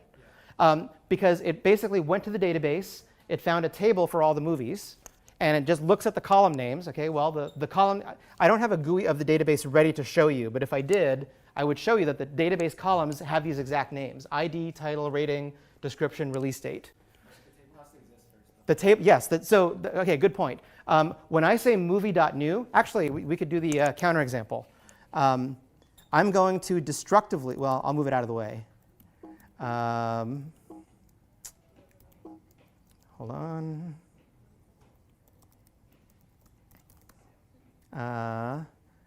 So what happens if the database does not already exist? Let's do that. So I'm going to destructively move my database. I'm going to get it out of the way. And I'm going to create a blank new empty database. So again, don't worry about what is he doing with these file names. I do not understand them. It's fine. Don't worry about it. I will tell you that what I'm doing is that I just moved, I trashed, I got out of the way the database that I had been using for that live coding example. And I've temporarily replaced it with a blank, fresh database that has no tables of any kind in it. And now, what happens if I once again try to go into Rails console and do the thing I did before? Well, if I now say movie new, what is the nature of the error message I should expect to get? What is it along the lines of? Not defined, and why would it not be defined? Why is it going to have trouble creating, like figuring out what the correct attributes are for a movie object? There's no table of movies in the database. And indeed, if we go up through the spew of error message, it could not be more clear. It could not find table movies, right? So why is that important? Because it knows enough. By the way, is the movie class undefined? No, the movie class is absolutely defined. The problem is exactly that the movie class, hold on a second. The problem is exactly that the movie class says that it inherits from active record base, which means it expects the attributes of a new movie to be defined by the columns of the movies table. And yet, when it goes to look for the movies table, there's a database, but there isn't a table in the database whose name is movies. Therefore, it has no way to figure out what kind of a model movie should be and what attribute values it ought to be allowed to have. Right? So that's what's going on here. This is a way to take a plain old Ruby object and connect it to a relational database. We also talked about ways to pull things out of the database. I'm going to sort of do an app walkthrough here in a minute. But we saw some simple examples of a class method called where. And remember, it's a class method of whichever class your model is that inherits from active record base. Essentially, in terms of SQL, it is building the equivalent of a select statement. It is specifying some criteria, and you're going to retrieve a collection of records from a particular database table that match those criteria. What kind of a thing do you suspect that where might return? What sort of a data structure might it return? A collection of some kind. That's reasonable. I prefer to say it returns an enumerable, because that's sort of the Ruby way of saying it returns a thing that you can treat as a sequential ordered collection. Now, whether that thing is implemented as an array or implemented as some other data structure, all that matters is that it's in order, and you can ask it for elements of itself in order. So for example, I might have a simple query like all the movies where the rating column has the exact value PG. I could also specify conjunctions. I can say that the date is less than something and the rating equals something, and then I have a hash providing values that are going to be filled in for that.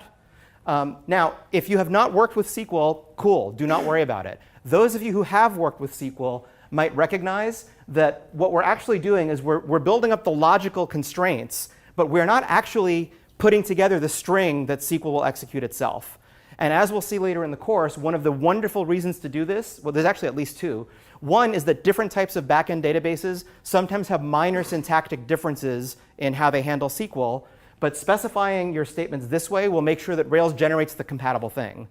The second and more important reason has to do with why this is a bad idea. Sorry about the blue sand there. This is like the third time this happened. The more important reason is why this is a bad idea.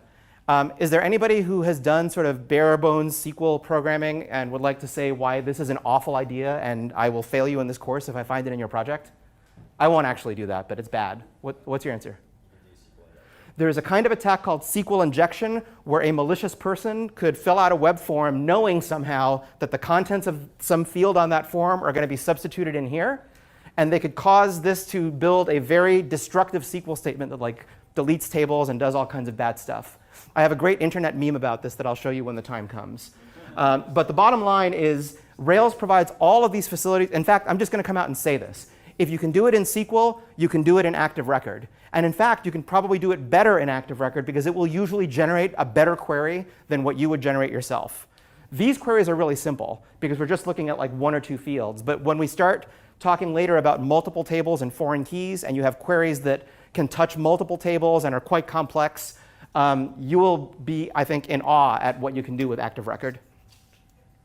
And there's also this very, very simple method, which you very rarely see, which just says, this is the primary key, the ID. Just find the one that has that exact ID, which is usually not used because if that ID happens not to exist, then you get an exception, like a hard error.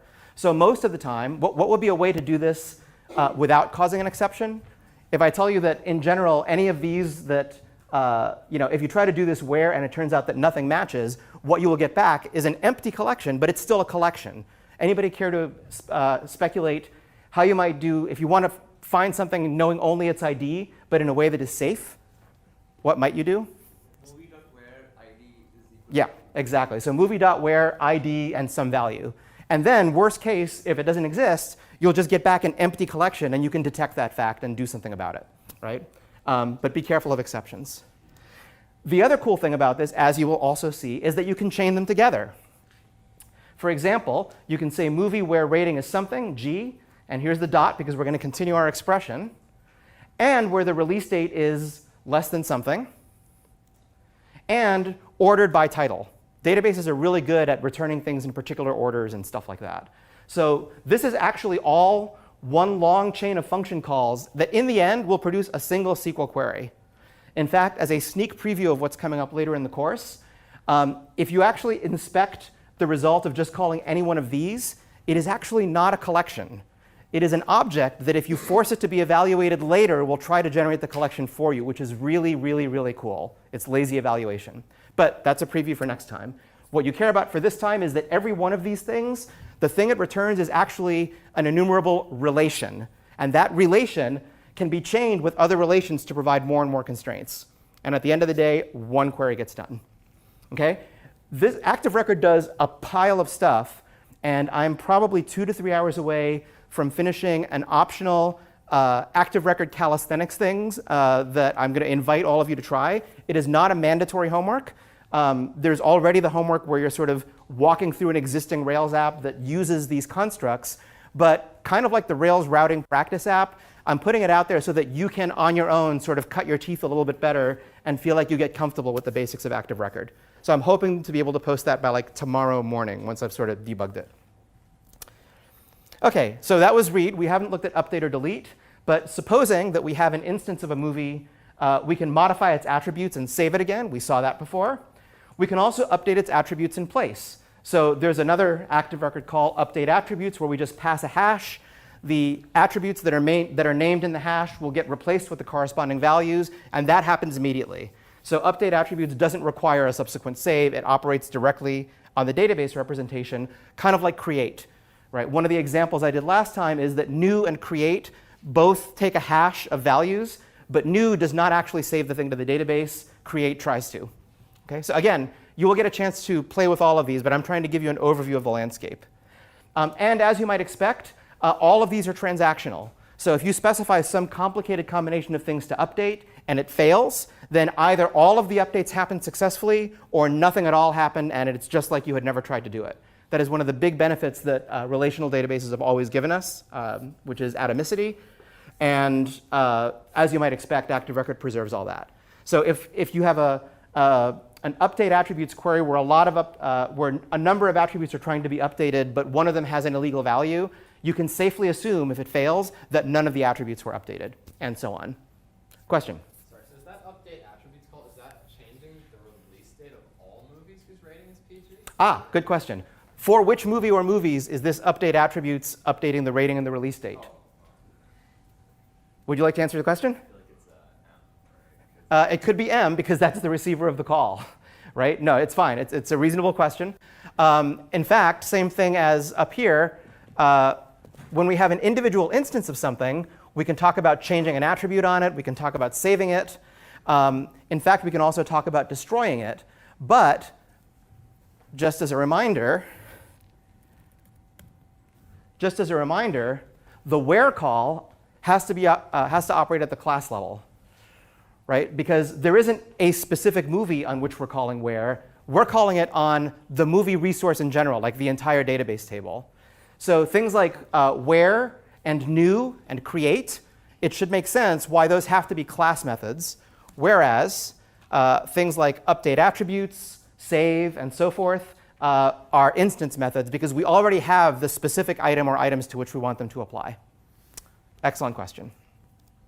And finally, delete, which is maybe surprisingly or maybe not, is an instance method. I have a thing, and I'm telling it to destroy itself. A reason that it turns out you want to do this is because, as you'll see, you can specify preconditions on, like, before you delete a movie, do some other things that make sure, for example, that no other existing reviews try to reference that movie. Those are called callbacks, and we'll deal with them later. But calling destroy gives Rails a chance to clean up after the object before actually blasting it out of the database. Question? If you want to do a bunch of updates and one fails, they all fail, does that mean it checks every single update first before it actually touches the database? Or does it change everything up until it fails and then change everything back? So the question is, given my claim that if you're trying to do some complex updates and anything during that process fails, and the result is that it is reverted back to the way it was before, how does that actually work? Is it that some of the updates are happening, but if something fails, then all of the ones that happened get rolled back? Or is there some checking process so that before it actually tries to do them, it kind of makes sure that they're all going to work? The short answer is that it's actually inside the database logic. So it's really the database that gives us the property. It's not Rails that gives us this property. Rails is just freeloading on this property. The question as to how it's done internally in the database is an excellent topic about which CS186 has a lot to say. We probably won't have time to go into much detail in this course, but the short version of the answer from a programmer's point of view is, regardless of how it's implemented in the database, the externally visible state from the programmer's point of view is either all success or all failure. So internally, the database may be partially doing the updates, hitting a stumbling block and saying, oh, I got to roll everything back. But you, as the user of that database, you never see that intermediate state.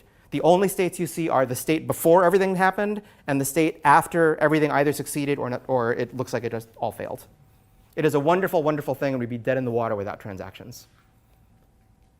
OK? All right. So let's summarize kind of where we are so far with this. And again, this is like 1% of 10% of active record. But I just want to get you off the ground to the point where you can do the homework. And if you want, the optional active record practice exercises I will publish tomorrow. We've seen new, which creates a blank in-memory only model instance that has not yet been saved to the database.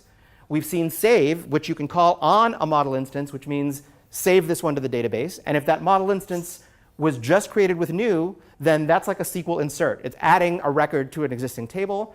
But if it was an existing model instance, it just updates the one in place that was already in that table. We've seen create, which is just new and save mashed into a single call.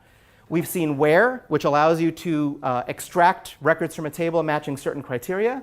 I haven't shown it, but there's also one called all, which does the brute force thing that you'd expect. It gives you back all of the records in that table. except it doesn't. It gives you something that it'll evaluate later, but leave that aside. We've seen update attributes, which updates things in place, and destroy, which essentially blows something away after doing any housekeeping cleanup to make sure nothing depends on it anymore. So those are the basic CRUD plus index operations, and how active record in its sort of most basic form gives you a nice abstraction around them. Again, if you have worked with databases before, it may seem like, why should I learn to use this collection of different methods when I can write my own sort of simple SQL queries by hand? And the answer I'm going to give is the same one that I gave for things like routes.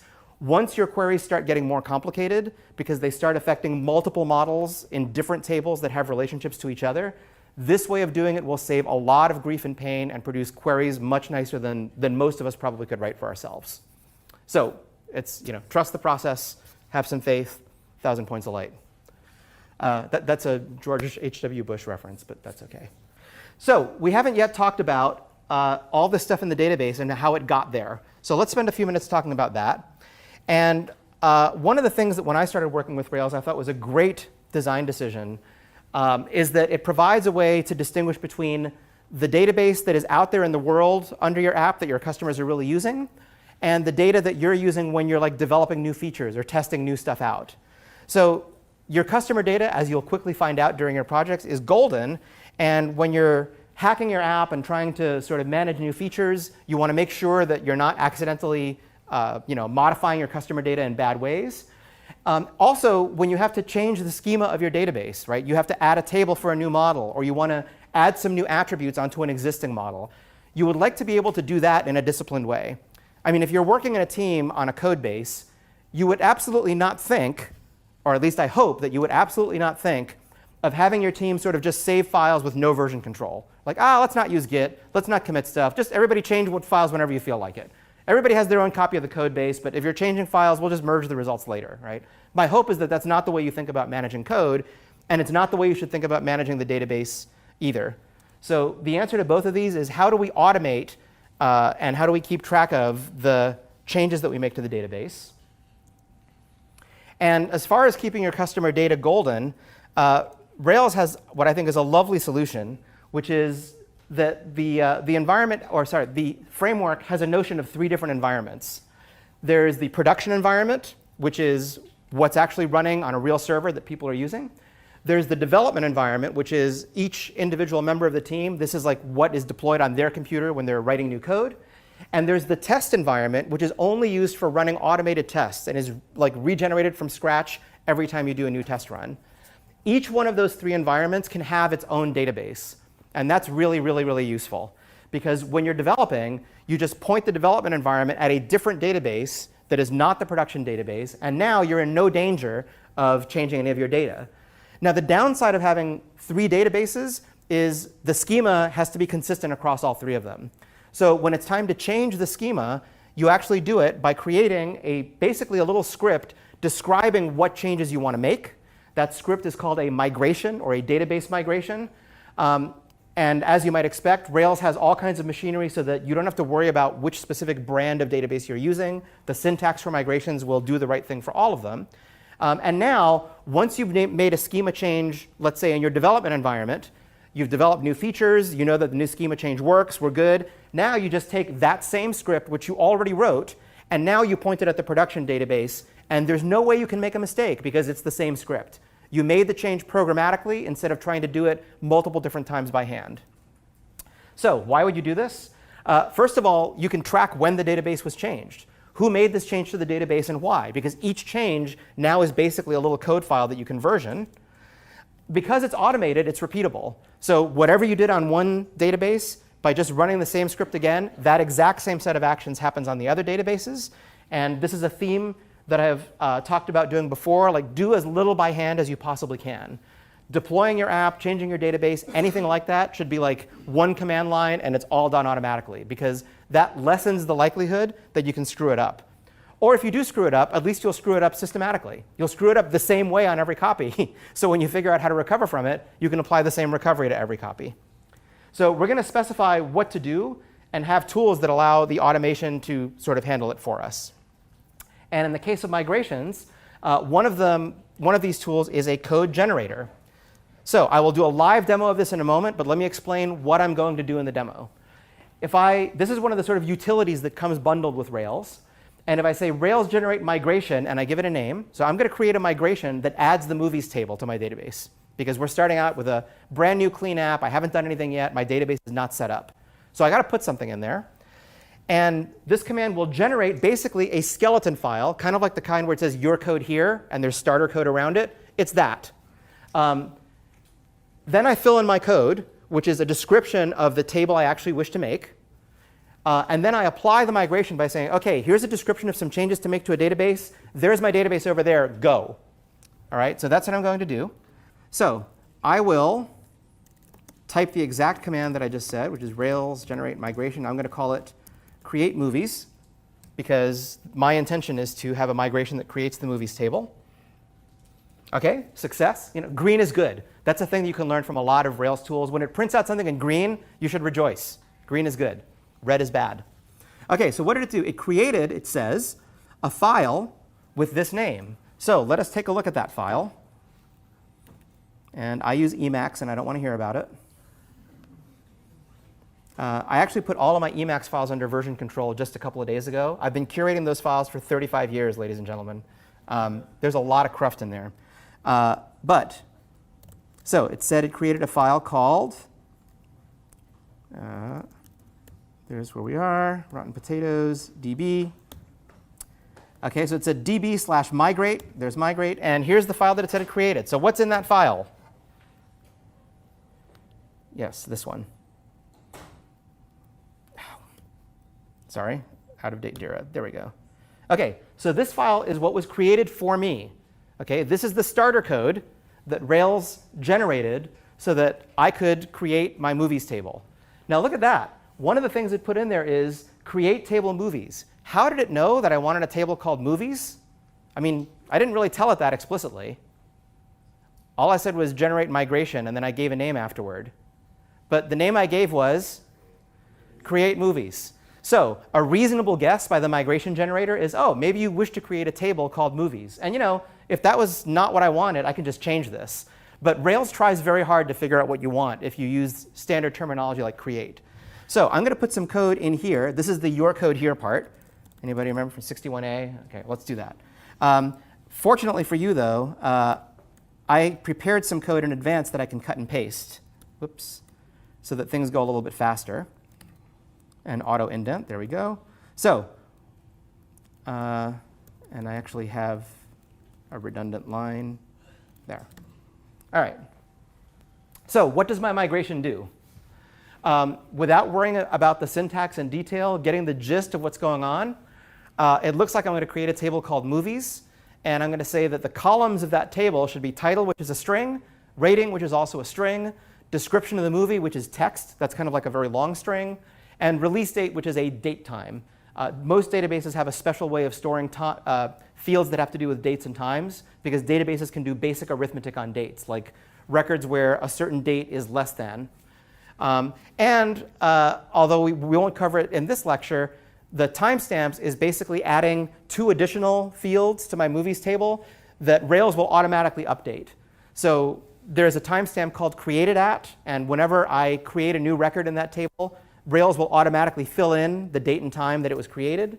And whenever I make a change to an existing record, Rails will automatically keep track of the last time that that record was modified. And I don't have to do anything to make that happen. I just have to make sure that the correct columns are in there, and timestamps puts them in. So this is a migration that creates a very simple table called movies. And movies have these 4 attributes, plus the timestamps, which we won't worry about too much today. Now that I have that migration, let us first verify that without applying the migration, I will not have a successful app. If I try to open my Rails console, which, if you remember from last time, this is just like IRB, like the interactive Ruby interpreter, but it loads my entire Rails app. So I can interact with my app, and all of the classes and stuff defined in my app are defined on the command line here. If I try to create a new movie, I get pain because, there it is, could not find table movies. Why is that the error I got? Because it is already the case in my app that I've said that movie should subclass active record base. To Rails, that means, great, there ought to be a database table called movies. I'm going to go find it. But no such table was found, hence this error. Now we will take the migration that I just created, and we will apply it. Rake db migrate, which basically says, look for any migrations that have not yet been applied, and apply them. And look, it worked. Migrating, it created the table, blah, blah, blah, all done. No errors. And if I go back into Rails console, I can now confirm that if I try to do something like movie.new, now it works. Why? Because I added the table that matches the name movie, and Rails was able to go into that table, find the names of the columns, which I declared in my migration, and say, OK, now I know what a movie object should look like. Here's your blank template of a movie object that you asked for. OK, so what did I do?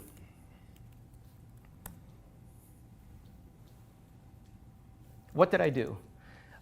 I did Rails generate migration, which gave me starter code. I filled in some text that actually describes the changes I want to make to the table. I did bundle exec rake db migrate to apply the migration. So that means take the stuff in my migration file and actually make those changes against a particular database. In this case, it's my development database. Because Rails is smart enough to know that when I'm sort of working with my app and typing things into the command line, I'm in development mode. But there are other ways that you can basically tell it, apply it to the production database, apply it to the test database. We will get to those things in due time. By the way, if you start seeing bundle exec everywhere and you begin wondering why you often have to prefix Rails commands with bundle exec, it's a little weird, but let me explain the reason. Remember when we talked about gems and gem files and making sure that the correct versions of all libraries are bundled with the app? Bundle exec basically sets up the environment of your command line so that the correct versions of all those gems are loaded before these commands are run. So for example, rake is itself a gem, and to make sure that the correct version of rake is being used, it actually would look in your gem file and make sure that that's the version that it's set up to use. So you will get used to seeing bundle exec in front of commands typed at your terminal, because it's basically a way of making sure that not only when your app is running are the correct libraries in place, but when you're doing utility commands like making migrations and stuff like that, that again, the right versions of all the libraries are the ones in effect when you run that command. That's bundle exec. You'll see it all over the place. What if we wanted to apply the migration in our production environment? Well, if we are running our apps on Heroku, which we will be for the remainder of the class, Heroku has their own command line thing that by now most of you have downloaded. And you could say Heroku run, which will take the rest of the command line and arrange to run it in your app's environment on Heroku. In that case, we don't need bundle exec because Heroku actually takes care of doing what bundle exec would have done. Okay? But the important thing is that these are two different databases. How do we know? Well, for one thing, in the app, we can look in this config directory, and there's a file. Oops, I'm sorry, you can't see it because I'm not mirrored. Let me turn the mirroring on again. This is a file in the config subdirectory of every Rails app. It is automatically generated with some defaults, but you can change it. But the important thing to notice about it is that there are 3 different environments here: development, test, and production. The way this file comes out of the box, all 3 environments are set to use different SQLite databases. But in practice, the production database is probably going to be whatever you use on Heroku. And in fact, for Heroku, it doesn't matter what you put here because Heroku will override it anyway on the Heroku side. Right? But from Rails' point of view, these 3 environments can have 3 completely different databases. And in fact, in this example file, you can see that they do. They're just 3 different SQLite databases, which are the sort of baby version of a SQL database, but they are 3 different files. Okay, so what have we learned? There we go. And by the way, when I said when you run db migrate, Rails will check to see if any outstanding migrations have not yet been applied, how would it actually know which ones have been applied and which ones haven't? If we went in to look at the database now, which I shan't do because lack of time, you would see that Rails actually creates another table on its own that tracks which migrations have been applied. So if you've got a bunch of migrations that you have added, and you've got colleagues that have added other migrations, and now you merge your code bases, when everybody runs db migrate, all of the remaining ones will be applied. It's basically smart about knowing which migrations are still outstanding, which is great when you're trying to keep production the same as development. So we could sort of wrap this up into like what I'm going to call cookery, which is to add stuff to an app, because Rails is a model view controller, means that you're going to be adding or modifying those components. And starting with models, which is what we've been talking about for the past half hour, whether you want to add a new model or whether you want to make a change to the attributes, let's say, of an existing model, first of all, you create a migration that describes what those changes are, or if it's a new model, that describes what attributes you want it to have. You fill in your code in the migration file that got created for you. Then you apply the migration to your development environment. If it's a new model, you'll have to create a model file that specifies that the model descends from active record base. That will connect it to the table you just created. When we talk about testing, you will see that obviously the tests want to run against a database that has the same structure as your app. So there's another command that will say, the new database schema, copy it over to the testing environment as well. But we don't need to worry about that for a while. And eventually, when you're ready to do those same changes in your production database, you apply the migration again, but now you're pointing it at the production database. Okay, so this is kind of a recipe, steps that you'll do over and over again when you're adding a new model or modifying an existing model in your deployed apps.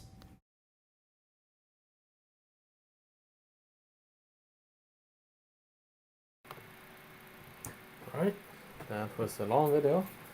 So despite all the details on Ruby and Rails, I do want to say the key takeaway for that video was actually always use a ORM. Sometimes it's called something else for other kinds of database. For example, for something like document-oriented database. For example, MongoDB is usually called ODM, or Object Document Mapping. And then for some other kind of database, it'll be O something M. Basically, when there's one available, and if you could just always, most of those are open source, and then you check on like GitHub or the dependency management tool websites. You can find the popularity. As long as popular enough, most of the time those are good. And when something like that is available, always use it. It always offers you a lot of features on top of the basic features offered by the database query language. And the other thing you can avoid by default by using something like that is you can in most cases fail safe against SQL injection attacks, because otherwise, whenever you compile a query language, database query language directly within your program using some sort of formatted string or something like that, you would always have to think about how to prevent SQL injections, which is not an easy thing to do, to be honest. So that's one takeaway. When there is an ORM or O something M, always use that instead of directly using query language in your program. And two, when there is a DB migration or DB schema management tool available, always use that, because otherwise you would have to change database structure manually, and whenever you end up running into two environments, and very common you would see that when you're in a team, or even for some serious project. At very least, you'll have your own local environment for development, and then you will have a remote environment for production. Then that means without a tool, you always have to make changes twice. And then because it's a manual, it's hard to guarantee that you won't make any mistakes by doing that. And if you're working in a team, then everybody runs a development environment. So you do want to have a way to track all the database structural changes and make sure everything is on the same page. So that's the second takeaway. Whenever there's a migration tool or DB management tool available, always use one. These So the ORM, the migration tool, are really helpful in terms of web projects. And actually, for something like ORM, sometimes it's useful even in some other kind of project, like a mobile application, because still you have to map, interface with the database, and instead of doing all the core language interfacing, you use the interface in that language, in that programming language. Most of the time it's easier, and again it protects SQL injection, something like that. Alright, so that will conclude our lecture today. There's no additional homework assignment for the week. And then we did see some of the Ruby on Rails coding in the last video. If you feel confused, it's fine. Next week we'll have some practice for Ruby on Rails. Alright, with that we'll conclude the lecture. I'll see you guys next week. Bye bye.